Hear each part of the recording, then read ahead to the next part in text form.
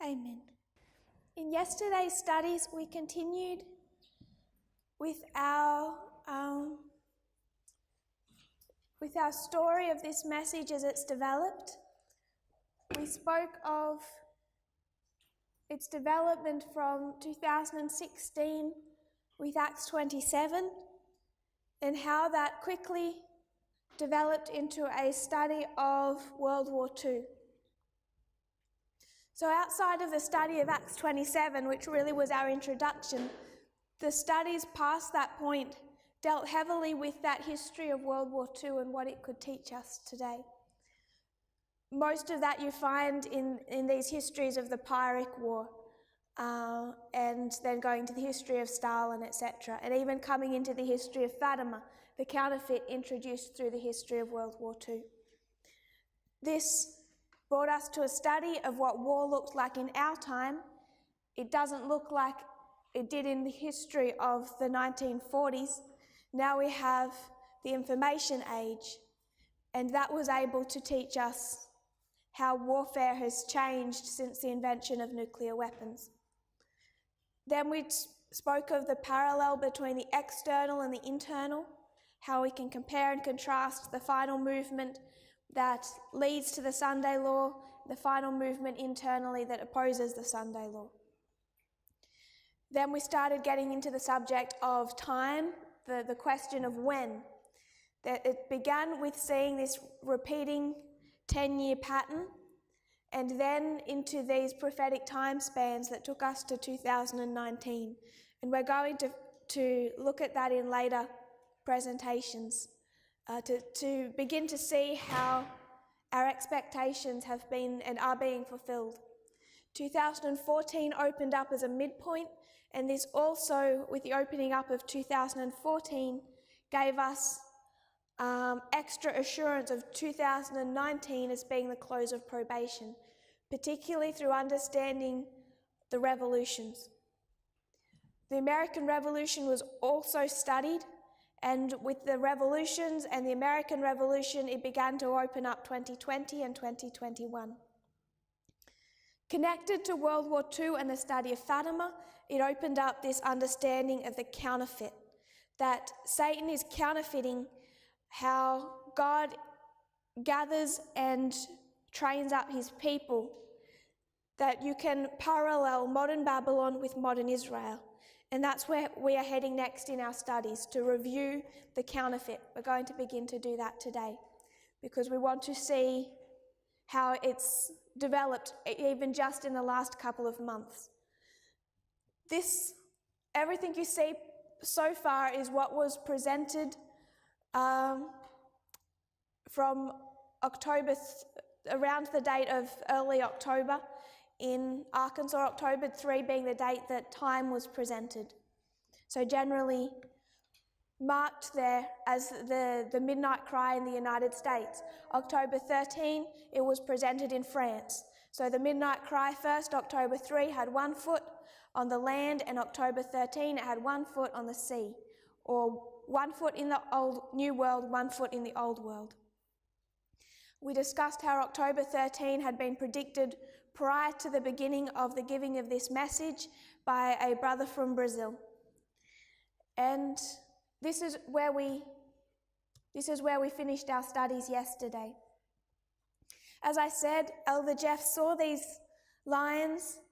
He accepted in appearance. He made the statement, this will test if people can truly put their faith in our methodology and in reform lines. But there was an immediate problem in October, an immediate division. Once all this was presented, it was actually the day that time was presented. It was October 3. November 9, 2019 had been presented. The atmosphere in the classroom after that presentation I would describe as extremely solemn. Elder Jeff got up and he was leaving the room. Someone asked him about his thoughts of what was just presented. And I have had very limited dialogue with him since the presenting of that message on October 3. We may have had one email since that date.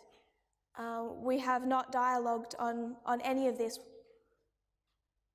which is, I think, one of the reasons why I find his arguments now so illogical, because I don't think he actually understands even what he's fighting against. But he got up on October 3, as he was leaving the room, he said, "I accept November 9. He saw all the logic for the date, the revolutions, World War II. He says, "I get all that, I accept it. What I don't understand is why she had to present that." And the "that" was 2 streams of information. So immediately on October 3, you have a struggle occurring in the room after it was presented, not to do with the date, which everyone accepts, but these lines, through the presenting of these lines, the understanding of them, there was an element that was unavoidable.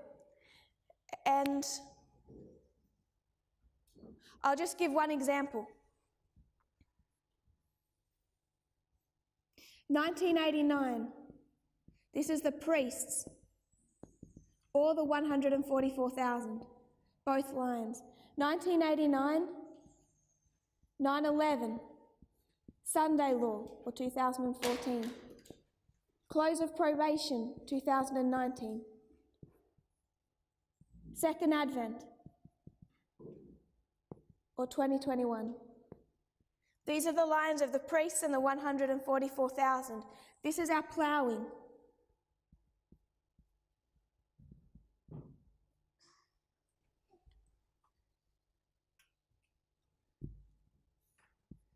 From 1989 to 9/11.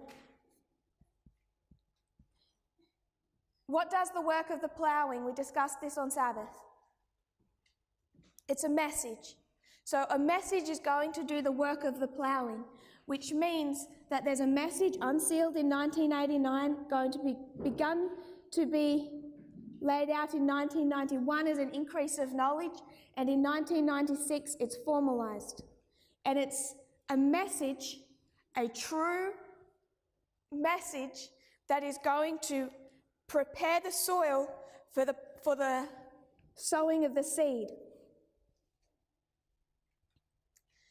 Connected to all of these lines, at the backdrop of them, particularly when you start dealing with politics within the United States, what becomes unavoidable is that if this is the line of the Nethinims, where does it begin? 2014 is their time of the end. 2019 is the sowing of the seed. If you want to make that November 9, we're about 4 days away. So what has ploughed the Nethinims for these 5 years? By Nethinims, you're talking about billions of people. What has ploughed them for the last 5 years? Because you know it isn't this movement. The consequence of understanding this dispensation of 2014 to 2019 is that there must have been a message doing a work in this history of 14, 16, 18 that is doing the work of preparing or ploughing the ground for the Nethinims. And the problem that Elder Jeff faced, and those who are following him now, the problem they face that is essentially this one. We had a message that prepared us. This message was, in essence, for its dispensation, perfect. So whatever this message is in our dispensation for the Nethinims, it must be, for its dispensation, perfect. And that is what they could not accept. And if you want to know what has caused this division now within the movement, it is the exact same thing that Elder Jeff fought against in October 3. It just took him longer to become public. But this rejection of the midnight cry was immediate. 2019, the seed is sown, so what has ploughed them? And as you start seeing these histories laid out of our dispensation, you start to see that there are 2 different narratives, political narratives within the United States as to what is occurring. And you could call them, what we did was CNN and Fox. And in the early days of October, late September, early October, what was presented was two streams of information. And the background of all of that is that there must be an external stream that is preparing the world or the Nethinims for the sowing of the seed. Just a belief in reform lines and fractals tells you that must be the case. CNN is just a title. Fox is a lot more serious, but it also is just a title. It is the premier voice in the United States, formalized in 1996. CNN bought over by Time Warner in 1996, so you can construct a whole logic between CNN and Fox. But they do become titles, CNN essentially being a more liberal, you could say a globalist, but I would say a liberal news voice, Fox being conservative Christian propaganda. And once you get to 2016 and 18, and this history really from 14, 15, 16 and forward, as Donald Trump is rising, you have CNN in opposition to him, warning the world about who and what Donald Trump is. And you have Fox as the voice of evangelical America, of white conservative evangelical America, supporting him. So you have two opposite information streams within the United States. And this was discussed also in the context of conspiracy theories, particularly when you see the increase of knowledge externally is the 2016 election, and you have two opposing sides. Clinton really working or supported more by this side of the media, and you have Donald Trump with his evangelical base. And you see how the evangelical base and Donald Trump work through conspiracy theories. So that part of the message that became unavoidable through the study of this dispensation and the rise of Trump through their political system became unavoidable. And it is that understanding of two information streams that was opposed on October 3 and what Elder Jeff, when he first made public his split from this movement, attacked. We're going to discuss that further. But that is the context of October 3. So in that history, it appears that the Midnight Cry message has been accepted. But other studies are coming out, particularly out of FFA and out of their subsequent camp meeting, where it's clear that either the Midnight Cry message has not been accepted in its entirety, or it has not been understood. So further studies are done to try and demonstrate how strong these reform lines are and how clear they are in what they are teaching us. So late in December of 2018 in Australia, a couple more presentations are done. The first one is the Battle of Heraclea.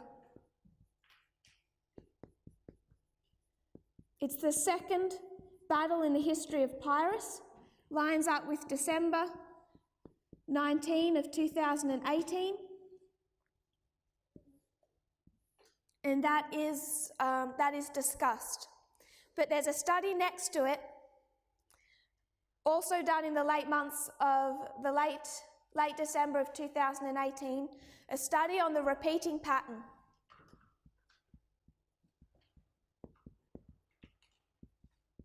And this is essentially what we have discussed. Most of our presentations, we touch on that. It's how these reform lines repeat. The 144,000 and the fractals, how they have this repeating history, where if we were to expand one of these 4 dispensations, we would find that there is a unsealing, an increase of knowledge, a formalization, and a test.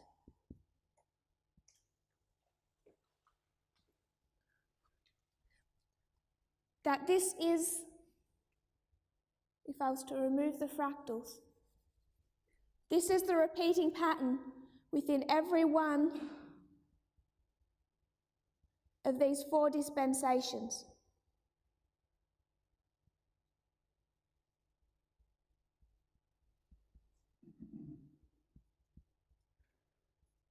And this logic alone starts to really to fight against the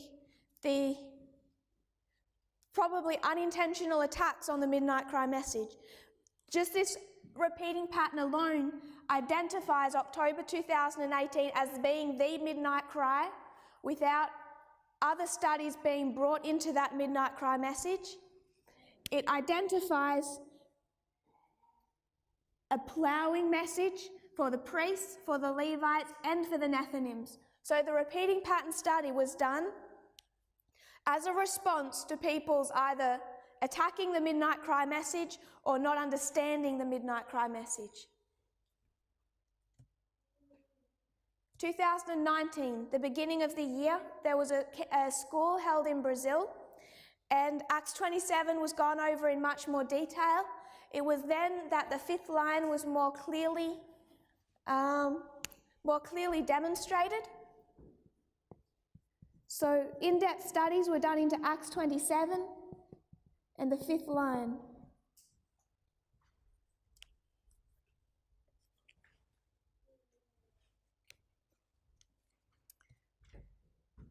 Again,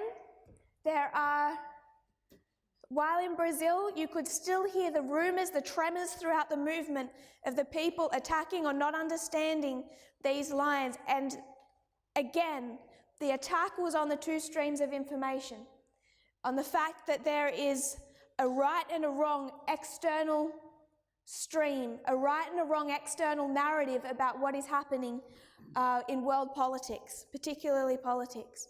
So at the Brazilian camp meeting, a much more robust presentation is done on the 2016 election. Through an understanding of the Battle of Ipsus, the first battle in the history of Pyrrhus, Ipsus demonstrates the 2016 election. It shows that election from 2 different perspectives, and when you overlay those perspectives, it makes irrefutably clear the role of Clinton and one side versus the role of Donald Trump and the other side. So again, these studies already laid out, the reform lines already laid out, are being revisited and expanded upon, taught much more clearly to try and help the movement understand and accept what they were designed to teach us. So still there is the claim of acceptance, but the implications of these reform lines are still making tremors throughout the movement.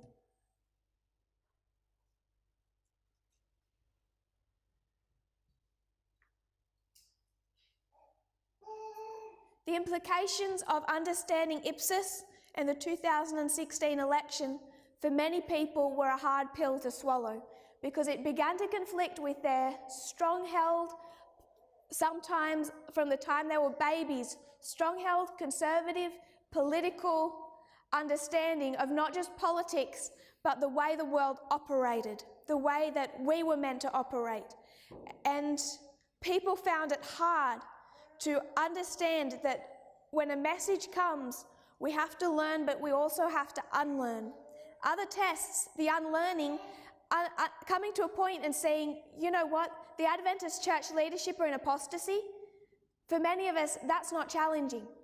That's not some type of unlearning we have to do where we understood the church leadership was good, and now we have to understand they're in apostasy.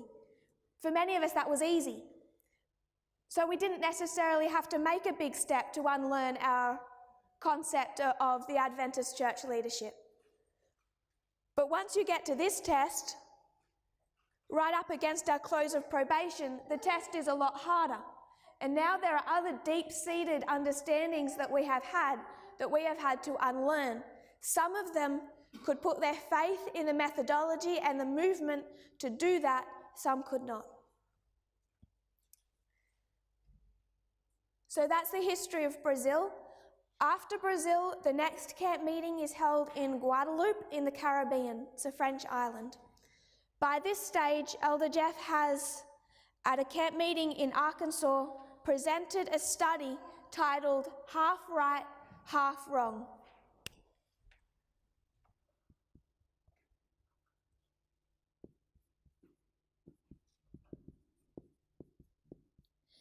And however intentionally, this was a direct attack on the Midnight Cry message.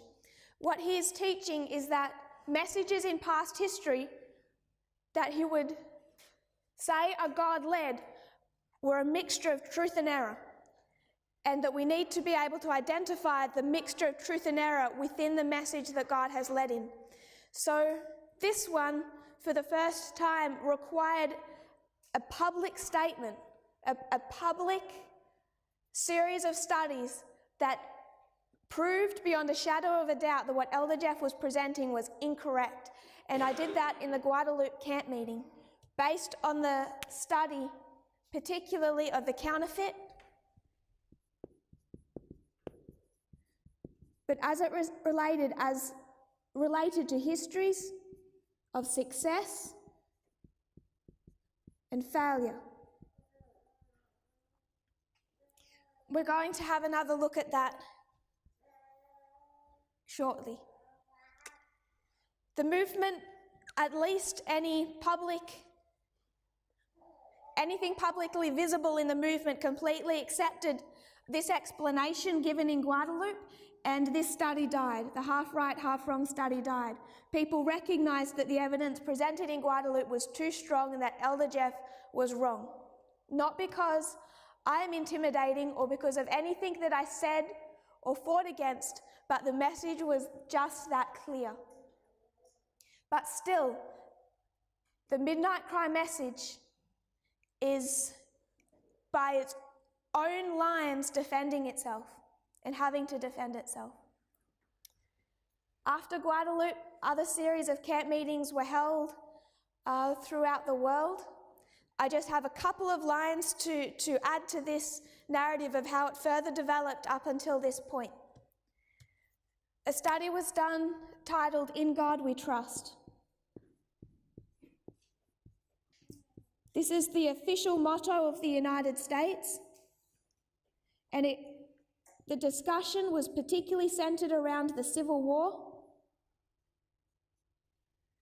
and also the 1950s. And what this study of In God We Trust was designed to do was demonstrate the issue of church and state in our history from 1979 forward. So if I was to list what these studies gave us, we finished by looking at the study of the counterfeit, but then we saw Heraclea, then we saw the repeating pattern. The study of the repeating pattern taught us that there's a true stream for the Nethinims, and that the Midnight Cry is one voice. Acts 27, the 5th line, we've already have that up on our board. The Battle of Ipsus gave us Clinton and Trump prophetically, and the two sides, half right, half wrong.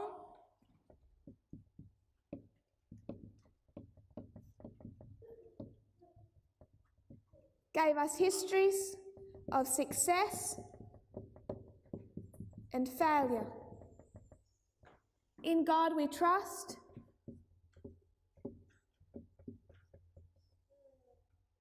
gave us church and state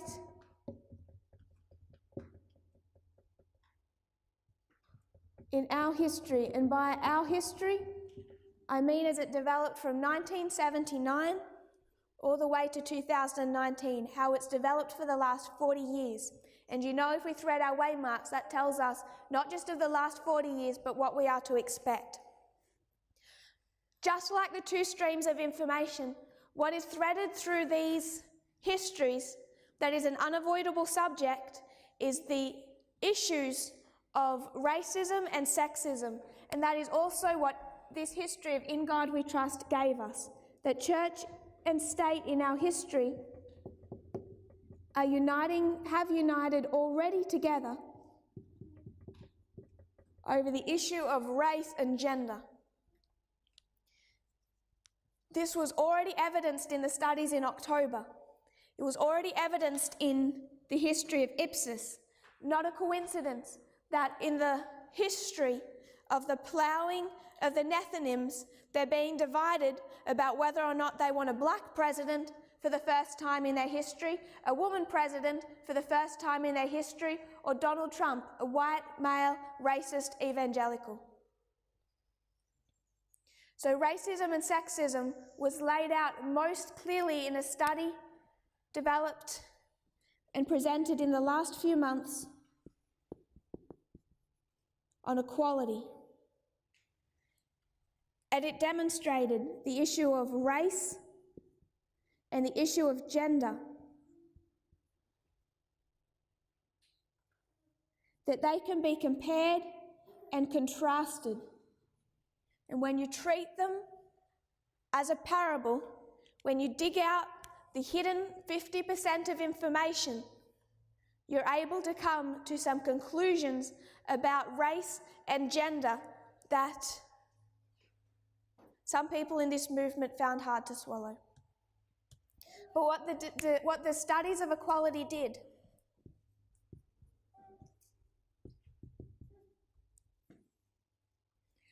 will give us, in perhaps the clearest way presented possible through the Midnight Cry, exactly what our test was.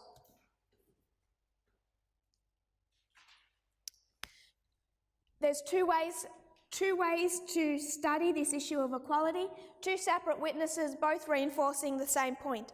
Race and gender, compared and contrasted, but also the study of the King of the South. If the King of the North is church over state, what is the King of the South? Compare and contrast. So both studies came to the same conclusion, two witnesses for the subject of equality. After the subject of equality, what was studied was the Sunday law. All of these interconnected. The Sunday law, an understanding of that through the history of In God We Trust, church and state coming together in our time, the issues of race and gender, the 2016 election, the rise of Trump, the counterfeit, all of these things come together to give us our understanding of Sunday law in our history through an understanding of early writings plus the Great Controversy. And then the final study I want to remind us of today, how the whole message closed was not through these issues. I want to make the point now of what Elder Jeff and his followers are believing and teaching. What he has said, and in many ways implied, is that this is fine, Acts 27 is fine, piracy is fine, World War II is fine. He doesn't seem to discuss the counterfeit, can see that we're in the information age, all still claiming to accept November 9. But then what Elder Jeff teaches is that somewhere after we got through those basic reform lines, that this message took a detour. It was taken off course by myself intentionally to lead it around to a political discussion and a fanatical political discourse into equality and Sunday law and Donald Trump and the Republican Party and these other issues. So he claims to accept it to a point, but then he would say that I have intentionally derailed this message and that these later messages are my work, taking away the message away from just an understanding of November 9 into a message such as equality. God had his hand in every step of the development of this message, and this is the part that I find so fascinating. In these early days, as Pyrrhus began to open up, really in about this history, early 2017, World War II is being studied. And we already know that World War II is a triple application of prophecy. World War I plus World War II must equal World War III. We understood that before we ever understood World War II. So naturally, in those months, I'm understanding, like many people are, that we should have a proper prophetic explanation of World War I and World War II. So if World War II starts to open up, in this dispensation as present truth, what else needs to open up? World War I, and would it open up? No. Studying it through 2017, it's such a complicated history, nothing seemed to make sense. Through the history of 2018, I am studying all of these topics, November 9, the counterfeit, the revolutions, the internal, external. Through those months of 2018, World War I is being studied and it does not open up. Through the early months of 2019, this is being studied and opened up. Ipsis opens up. Elder Jeff doesn't agree with that. By this stage, I'm way off course. Half right, half wrong. In God we trust. He doesn't accept that. By this stage, I'm a false prophet, a fanatic. Equality opens up. Now, I have many adjectives before my name now. Now Sunday law opens up. We've dealt with race and gender. We've recognizing the need to ordain women, the equality in this movement, and what right then opens up. World War I. The problem I have with Elder Jeff's narrative is if you're going to accept World War II, which was connected to the Third Diadochi War, and say that was the hand of God, World War I opened up in the exact same fashion, using the exact same methodology, and fits like a hand in a glove with World War II. And I think it's the work of God that he delayed the understanding of World War I, and it's how he ordained this message should close. It didn't close with the subject of equality. The message closed, the last subject properly understood by myself and the movement was World War I. And World War I fit like a hand in a glove with World War II, and it explained the King of the North and the King of the South, particularly through the history of 1989 to 2014. These empty years. How did Russia feel about the war in Afghanistan and the war in Iraq and the Gulf War? There's been this blank space in our reform line about how the King of the North and the King of the South interacted through those years around the two Iraq wars. World War I fills in that space perfectly. And in the shaking that's happened, in all the confusion that's happened, I fear that the movement has lost sight of the significance of World War I, so we're going to study that at this camp meeting as time allows. But you can see that after Acts 27, it has its own light, but it was a segue into an understanding of war in our time. The Midnight Cry began with World War II, it ended with World War I at bookends. So if World War II was God opening up light to this movement, what right do we have to say that message went off track And then God was going to give a fanatical false prophet who should have all of her videos deleted from the internet, who should be blocked from speaking, and God is going to give that same messenger World War I.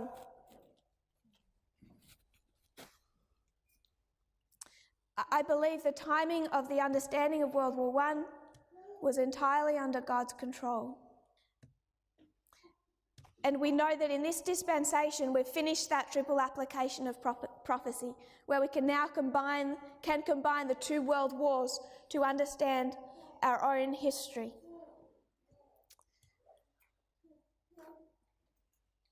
So this is how the Midnight Cry has developed from 2016 up until the German camp meeting of about 6 weeks ago.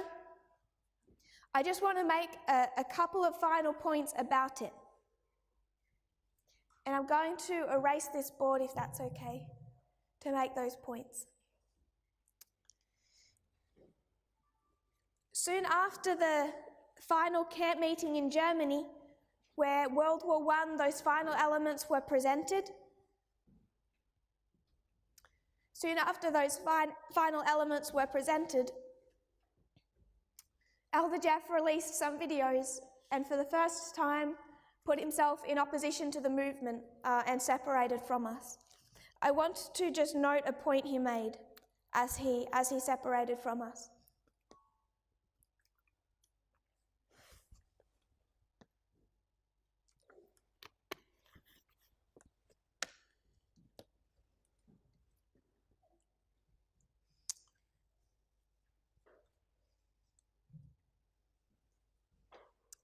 I will note that I am not entirely sure what his current position is.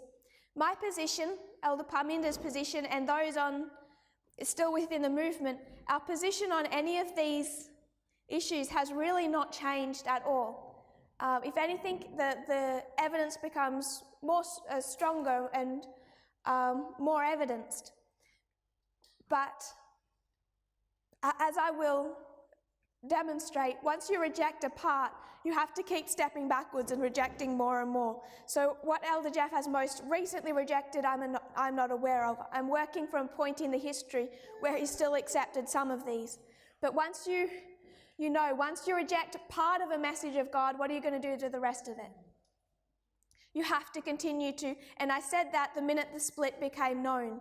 What they must do is reject all the light brought into this movement, all those messages really from 9/11.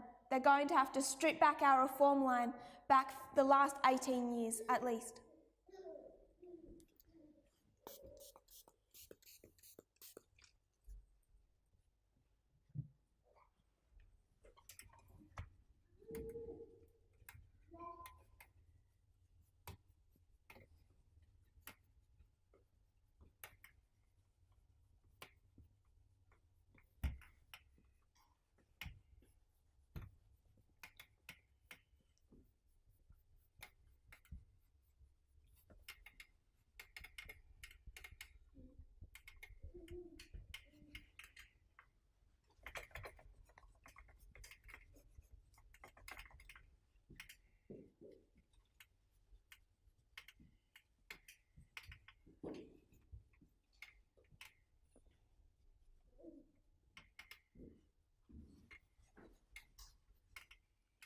I'll just leave it there.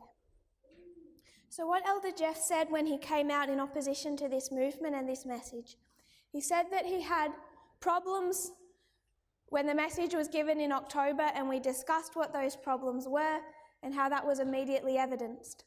But he said that his concerns were, and he used the word, squelched.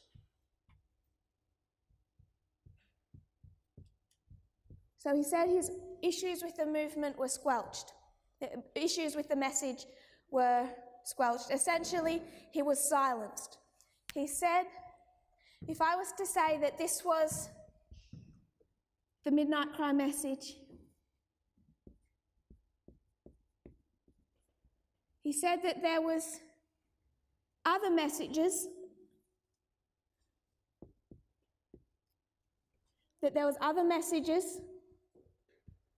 and thoughts At the same time, the midnight cry message was given that were squelched or silenced. And those silenced, he said, was himself. There was a study coming out of Africa that I will leave, that also became silent after the giving of the midnight cry message, but particularly the studies of Theodore. So Elder Jeff says the midnight cry message is given. That message he has partially received, but he says there was his other message and other thoughts that were silenced, himself and particularly Theodore. He says that the midnight cry message is now full of fanaticism due to these later studies that he does not accept. He says that he has come back to put an end to that.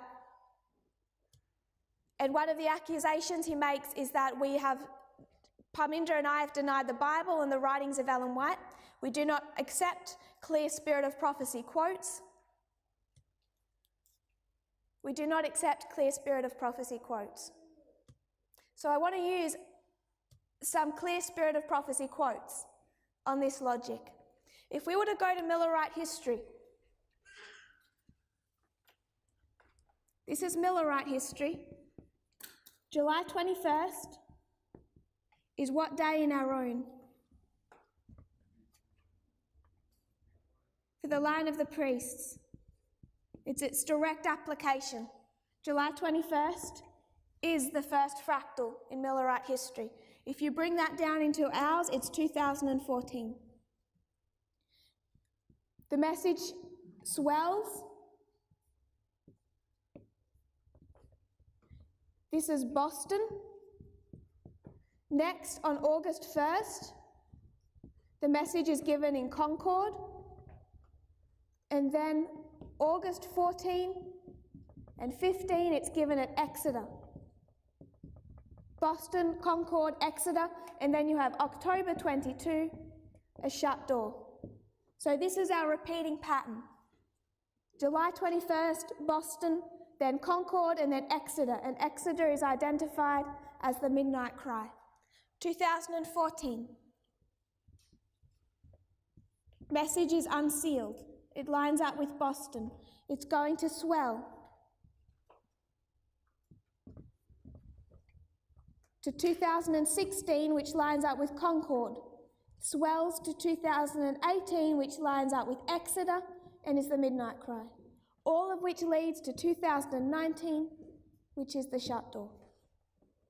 The repeating pattern on the line of the priests from the history of the Millerites.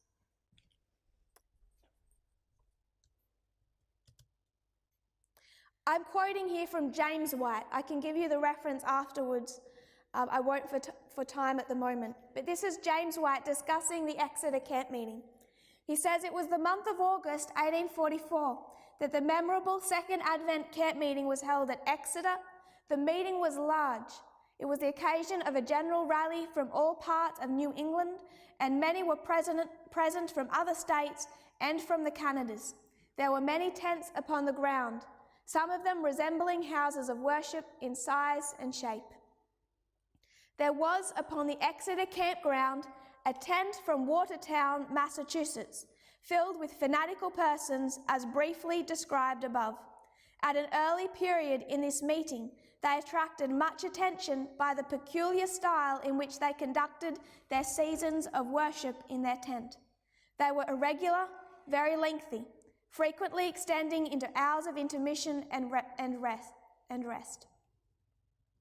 So the issue James White is highlighting is at the midnight cry Exeter, there's this tent of fanaticism.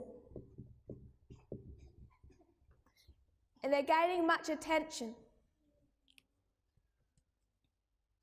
It was spreading throughout the camp.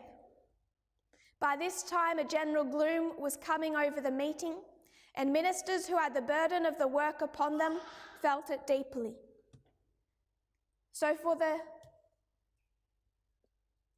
days of the camp meeting prior to August 14, because it began a few days previously, there's this division within the camp where there is fanaticism present and spreading. And then August 14, the evening, someone is presenting and a woman stands up and she says, "We do not have time to hear these messages presented. We have present truth that the people need to hear." And that was the message of Samuel Snow and the Midnight Cry.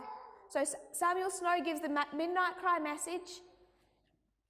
James White discusses what that is in these passages. He discusses the 4 feasts, the time spans, all of that. And then he discusses the effect the Midnight Cry had upon the camp meeting. The spirit of fanaticism, which an hour before the Midnight Cry was given, lay upon the burdened feelings of the brethren and sisters like a ponderous leaden weight, was also forgotten. The attention paid to those in fanaticism and the opposition they were able to call out were just the coveted fuel to feed the unhallowed flame, and they were destined to triumph unless the attention of the people could be fastened in another direction. This done, and their power was broken. What of the Watertown fanatics? In the intense interest upon the subject of time, the Midnight Cry message taken by the entire crowd, these were forgotten. No one seemed to be affected by the fanaticism or troubled by the fanaticism. In fact, they were quiet till they left the ground and as dumb as if the special rebuke of the Lord was upon them. This fact, that fanaticism dried up before the solemn and searching time message of 1844 like the morning dew before the midsummer sun, is of importance to those who suppose that stirring proclamation caused fanaticism. What is James White saying? There's a fact that is relevant to those people who think that the Midnight Cry message caused or brought with it fanaticism, and that fact is that the Midnight Cry message dried up the fanaticism within the movement and silenced it.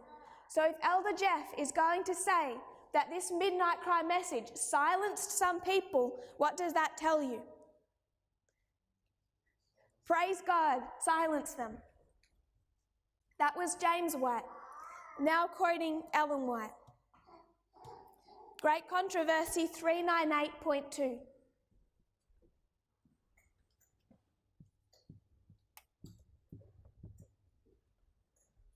Great Controversy 398.2. It was not the proclamation of the second advent that caused fanaticism and division. First sentence, simple, thus saith the Lord, if that's what we claim to believe. So, Midnight Cry of Exeter, August 14 and 15, there are 2 tents. One tent is the Midnight Cry message. One tent is Watertown, the fanaticism. Did the Midnight Cry message bring with it fanaticism? No, but it did silence it. So when we come to 2018, in October, there were 2 tents. One of them was the studies of Theodore. And as the Midnight Cry message was given from Acts 27 through the Pyrrhic War and those studies were presented, his message lost its power and it was silenced. It lost its power over the people. That was the effect of the Midnight Cry message. When that fanaticism returns, it does not return inside the movement. They have separated themselves from it, just as the Watertown tent packed up and left. And what is this? What is 2 tents? It's 2 streams of information. It's evidenced in the history itself. Where else do you see 2 at the Midnight Cry? Acts 27, you have an internal and external false prophet. If you have a false prophet at the Midnight Cry, you already know you have a true prophet at the Midnight Cry. So you have 2 streams. Acts 27, the first line of Acts 27 shows you 2 streams of information. This subject of 2 streams of information has been woven into the Midnight Cry from the very beginning of its opening up.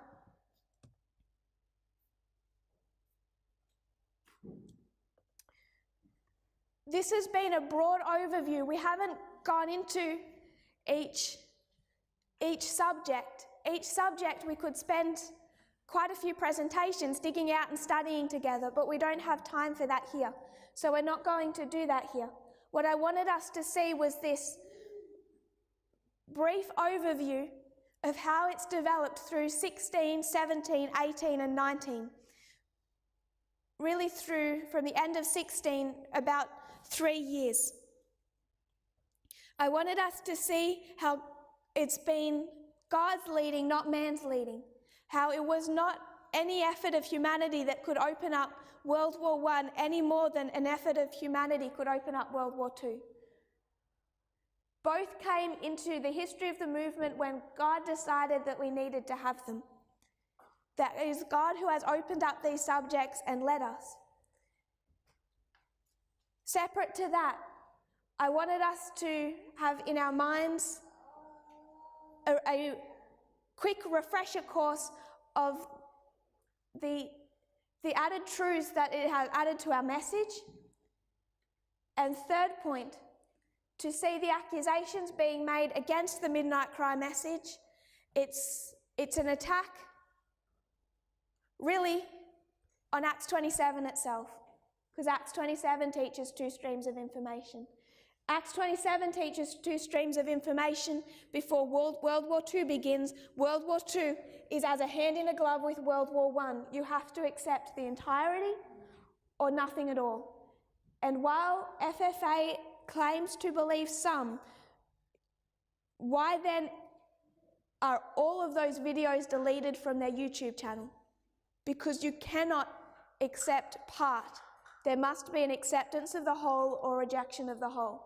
Then we went to Millerite history and we saw the effect of the Midnight Cry at the Exeter camp meeting. We saw that there are two tents, two streams of information. We saw the effect the Midnight Cry message has. And as we discussed earlier, as we began our discourse with an understanding of what that latter rain message does to the field, that it separates two groups of people.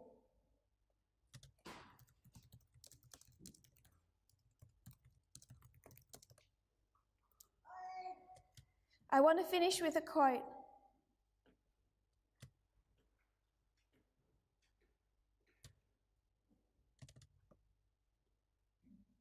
If I can find it.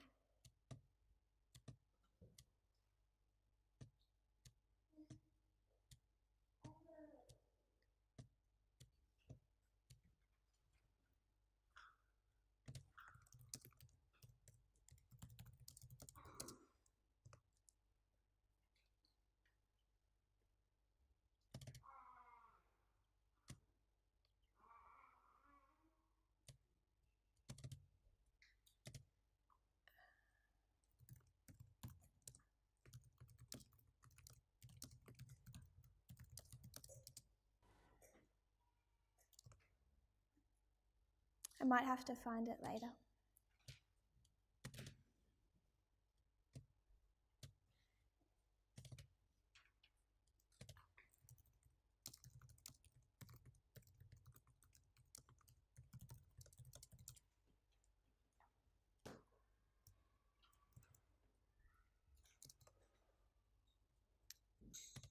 It's the quote in Great Controversy.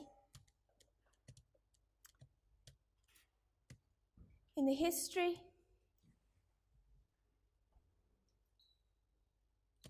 of the final warning,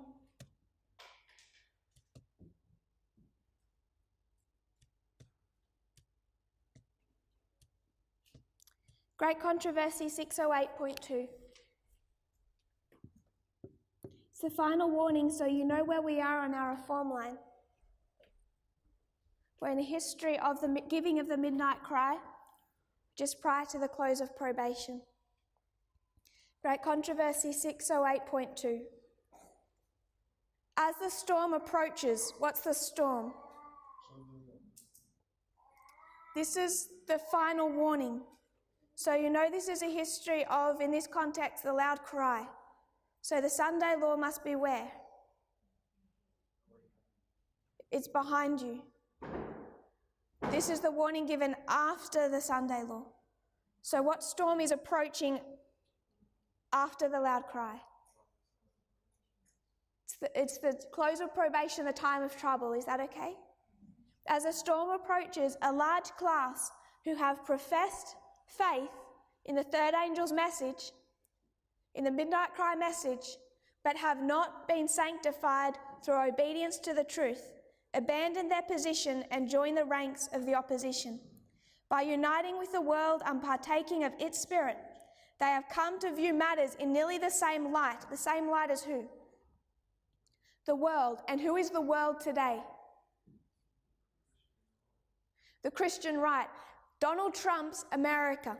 By uniting with the world and partaking of its spirit, they have come to view matters in nearly the same light as the world, as Donald Trump's evangelical right. And when the test is brought, they are prepared to choose the easy, popular side. They become the most bitter enemies of their former brethren. When Sabbath keepers are brought before the courts to answer for their faith, these apostates are the most efficient agents of Satan to misrepresent and accuse them, and by false reports and insinuations to stir up the rulers against them. Does this happen before or after the close of probation? I think you can see it continue through. I don't want to limit it to one point in time, but this is a class who have professed a faith in the message, but they were not sanctified by it, and they abandoned their position and joined the ranks of the opposition. When the test is brought, they cannot stand with the message. This history is designed to separate, and what we are seeing occur in the movement, we need to remove from our minds any idea that this is personal or moral. We need to keep on our parable glasses. This is not an attack on Elder Jeff or an attack upon people that some may suggest we don't like. We have no such feeling. It's purely prophetic events that have already been expected, that are under fulfillment, and we need to see them through parable glasses. We've looked at the history of the midnight cry, how it's developed, how it was presented, what it taught us. We've seen the strength of it, how God opened up World War II, closed it with World War I. We've seen how it was in Millerite history, compared and contrasted with how it was in our history. And what we want to do in our next presentation is step back from that and go into the history of the counterfeit. Another accusation that Elder Jeff and his followers are making against what I have taught is they say that I ignore the role of the papacy in our time. I don't know if people have heard that accusation, that we're ignoring the role of the papacy. The Midnight Cry, as it was given in Arkansas in October, what's the very first presentation given? Fatima. What was the very last presentation given? The counterfeit. It began with a message about the papacy and it finished with a message about the papacy. That is not a cover-up. So when we come back after our break, we want to go into that history and discuss the incredible events within the papacy just in the last 220 years and then in the last few months. If you kneel with me, we'll close in prayer. Dear Father in heaven, thank you for our blessings. Thank you that how you have led.